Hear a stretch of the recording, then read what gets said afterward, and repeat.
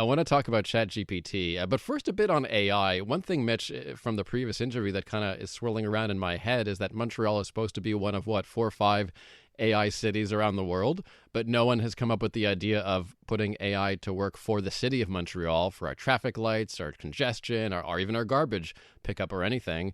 No one's talking about that. I wonder why we can't actually use the AI that's developed here. Well, I think there's lots of tools that can be developed. It's obviously a matter of cost, infrastructure, and ability to deploy it. If we look at what we've seen historically, in particular here in our city, we haven't been great at really deploying any basic technology. And so my hopes for us being able to develop one like this at scale is a little bit less. One is you need an infrastructure of clean or hygienic data to be able to make the AI work effectively for you. Two, you need the programming and compute capabilities to do this. And based off of what we've seen off of just even originally just even booking things like vaccines, it's been so problematic and troublesome. You would hope that we would have more digital proficiency at that level. We're not there yet.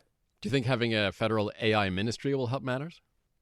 I am very hopeful on this. There's no doubt that if you look at Carney and the Liberal government, along with the giving platform to people like Evan Solomon, that's hopeful. I think I know that this prime minister understands the power of compute, essentially the energy that we need to do all this, and the fact that Canada has that at scale, and the fact that we had somewhat abdicated that to the US and be a secondary partner to that, potentially now shifting that position and seeing who is surrounded in this cabinet, and then just in terms of the business leaders they're connected to. I'm hopeful that we understand that we could be, in fact, a leader both locally, provincially for sure as well, and then definitely nationally.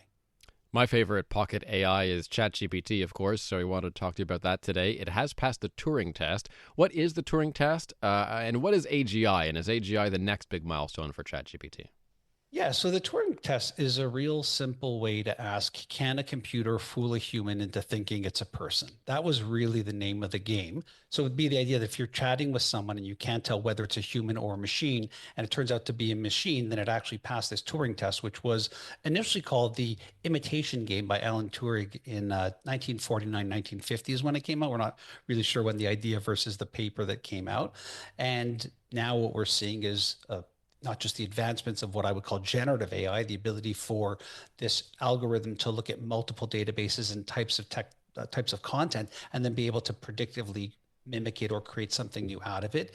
The next step is this AGI, artificial general intelligence, which is the point of which not only can we not discern it from a human, but we can actually recognize that it's able to think and do things that humans aren't capable of. So think about that as maybe humans moving to second on the food chain in terms of intelligence and consciousness.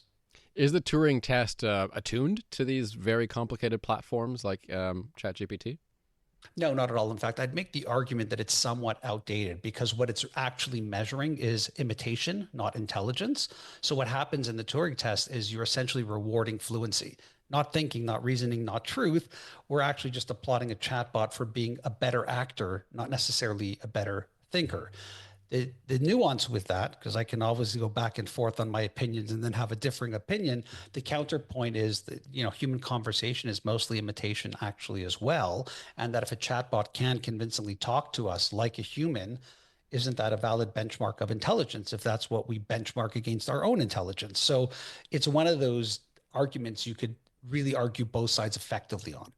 Now, I know you're a proponent of utilitarianism, so what's the best way to use this tool in your everyday life, in your business? What kind of functionality have you found super useful with ChatGPT? And most people currently look at it in terms of giving it answers and or creating things for it. What I find it uniquely, profoundly powerful and very different from is the ability to have it think a little bit about what you need to be thinking about, if you understand what I'm saying. So instead of saying things like, I want you to create this for me, I could go in and say to it, I'm thinking about creating something like this. What type of prompt would you need to get the best result from me? And so what you're doing is not just thinking through the problem, you're also somewhat relying on it, but asking it to help you better understand how to think about that problem in order to give it a question that might create a better answer. So from my perspective, Dan, it's all across the board. It's in everything. It's in preparing for this conversation. It's in thinking about my business thinkers one. It's in preparing for my podcast conversations that I have with my guests. I use it like a second brain all the time, every day. I'm using it to figure out if my answers or thinking is on course. And then I'm also using it if it's validating that to kill my confirmation bias and to say to it, can you either straw man that argument or steel man that argument so that I can better understand where I might be having some type of, cognitive bias.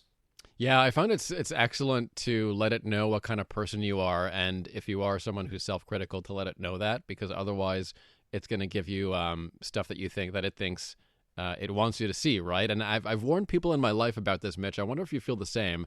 But if you're not conscious of how to use it, how to prompt it specifically, it's gonna bring you into a sort of feedback loop that's not unlike social media, just feeding your eyeballs with stuff that makes you feel good, but is not necessarily good for you. Yeah, no, it's really interesting that you're saying that. In February of last year, Stanford had some type of report on ChatGPT and whether or not it had passed this Turing test. I think it was through the School of Humanities and Science. And what it discovered is that that point, the most recent version of ChatGPT, I think it was around 4, it was not only able to pass their version of the Turing test, but it was actually diverging from the average human behavior, which is meaning that it's moving in a different way. And what it was saying was it's actually being more cooperative. And I do think what happened in the nuance between that moment of it being more cooperative than humans is that it realized that, oh, if I actually tell people what it wants, they'll like it more and use it more, which falls into the moment we're in now. So it's changing, it's evolving. I can tell you that OpenAI, which are the developers of ChatGPT, recently put a fix in for that, saying, don't be so complimentary. Don't be over Yeah, complimentary. But yeah. again, the way we circumvent that is by asking it, can you give me an opposing perspective? Just by doing that, you're going to learn a ton. It's funny because I have said to people recently, well, they'll say to me, well, ChatGPT thinks it's great, and I'm like, well, it's your biggest fan, so. Yeah, yeah, yeah. One thing that I found it useful for is my own health, printing out just inflammation-causing foods versus anti-inflammation causing foods, and that's been on my fridge for like the better part of a year. I found that one move to help me get a better diet has been remarkably productive. Like I've never had a piece of technology that organized information so well for me and had such a concrete impact on my life, I have to say. Listen, I was with a doctor and we were talking about some results and another doctor for a referral, nothing urgent or critical. And at one point, they turned to me, my doctor, and said, you're the AI person. You know what you should do. Take all of these results and Yeah. put them into Chat Yeah. GPT. And I guarantee you that how it sees it and defines it will be better than any of the doctors out here. This is a professional doctor who teaches Wow. telling me to do this. So again, you got to be careful with your information data and the sensitivity of it. But I can tell you at scale, what you're doing can be done in terms of everything from blood tests to medications to all of these things to look for signals. And I know many people who are doing this and they're experiencing incredible results. Yeah, I mean, certainly with Quebec's healthcare system, you don't want to trust it with everything, obviously. You want to take that Correct. information and then consult your doctor, but it can still at least get you going and get that conversation with your doctor started. Um, 100%. Mitch Joel, founder of ThinkersOne, Control Alt Delete is the book. And the podcast, of course, which has been going on for what, 15 years now? You're coming in on 20, actually. Long 20. time. Wow. Yeah. Wow. One of the OGs. Mitch, thanks so much. Always a pleasure.